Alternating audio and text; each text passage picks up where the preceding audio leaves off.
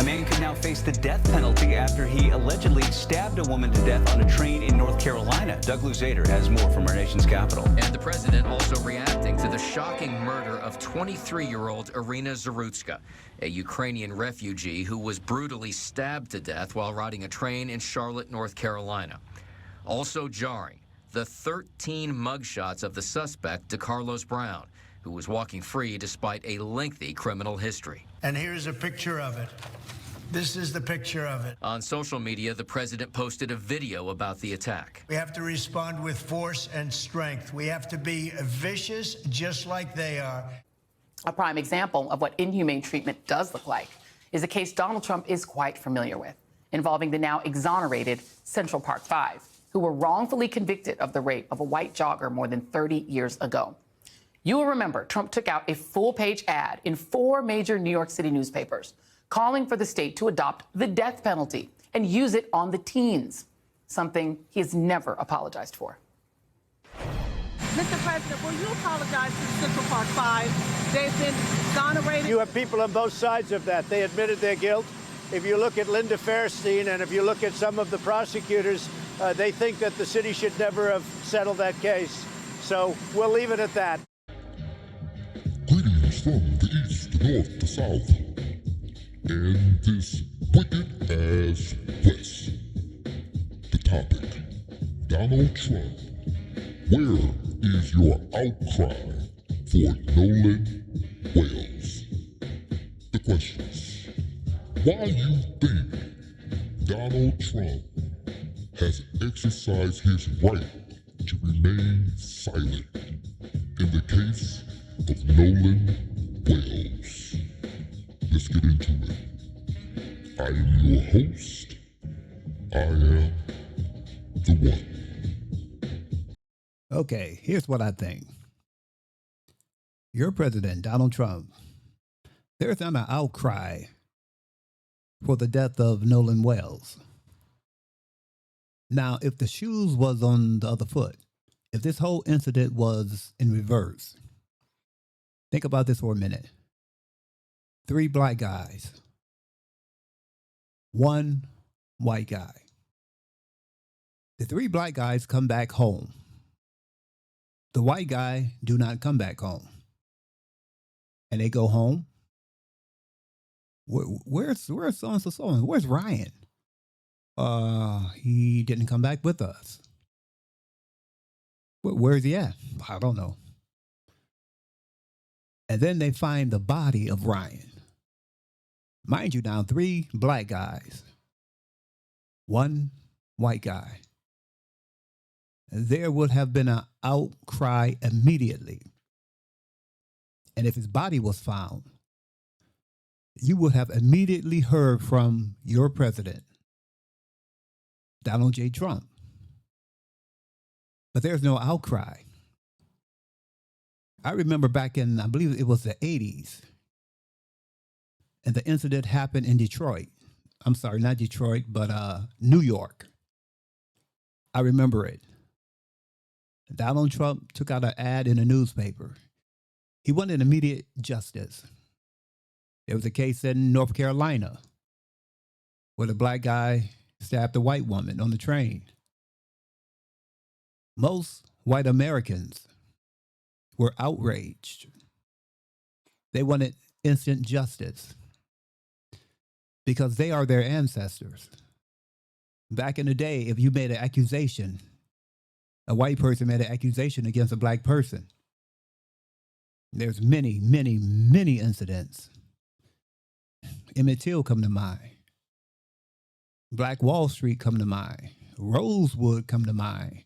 The incident in North Carolina come to mind. The incident in New York come to mind with the rebellion. If you don't know what I'm talking about, look it up. But they wanted instant justice. And what they would do, they would find the black guy, put him in jail, and hang him. George Stinney come to mind as well. He was the youngest in that era to be executed for an accusation against a good Christian white person. Your president, Donald Trump, crickets. Nothing. If the shoes was reversed again, there would be an outcry. You know, it's hard for me to even look at the Nolan Wells case. I can't look at it. I think when you get a certain age, especially past 60, it's just so hard to look at.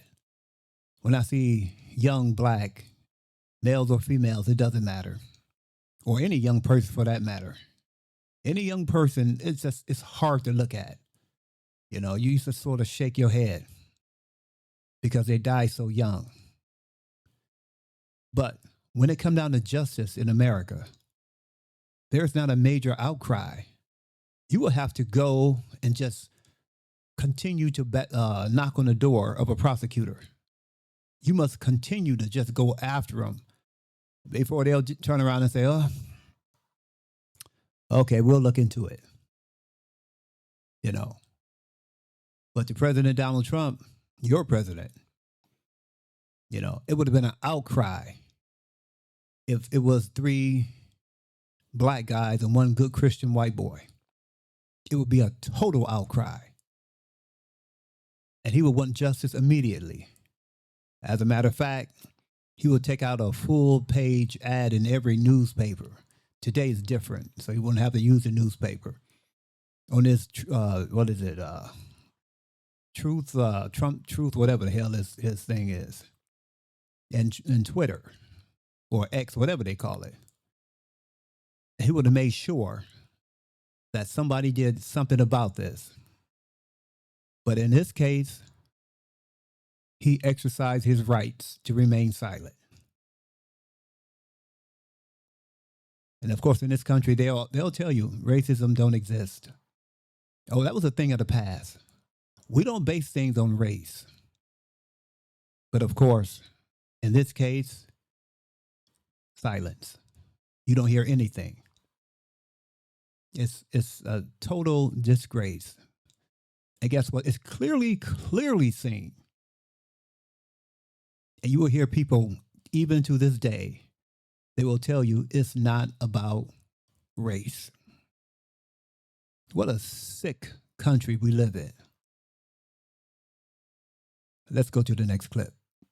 Marine veteran Daniel Penny, who was recently found not guilty in a New York City subway death, will accompany Vice President-elect J.D. Vance and President-elect Donald Trump to the Army-Navy game. Penny was charged and acquitted of criminally negligent homicide after restraining a man on the New York subway. The man, Jordan Neely, died shortly after the encounter. Neely faced mental health issues and was threatening passengers before Penny put him in a chokehold in an effort to restrain him. Prosecutors argued Penny's actions were disproportionate and reckless, while Penny maintained he was trying to de-escalate the situation. The guilt I would have felt if someone did get hurt, if he did do what he was threatening to do, would never be able to live with myself. Vance asked Penny to sit with him and Trump at the game and confirmed the Marine veteran had accepted his invitation. The college football game will be held in Maryland, and many members of the Trump team will join him in his private suite.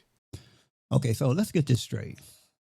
You restrained a black man on the subway from harming other passengers. And of course, you take his life.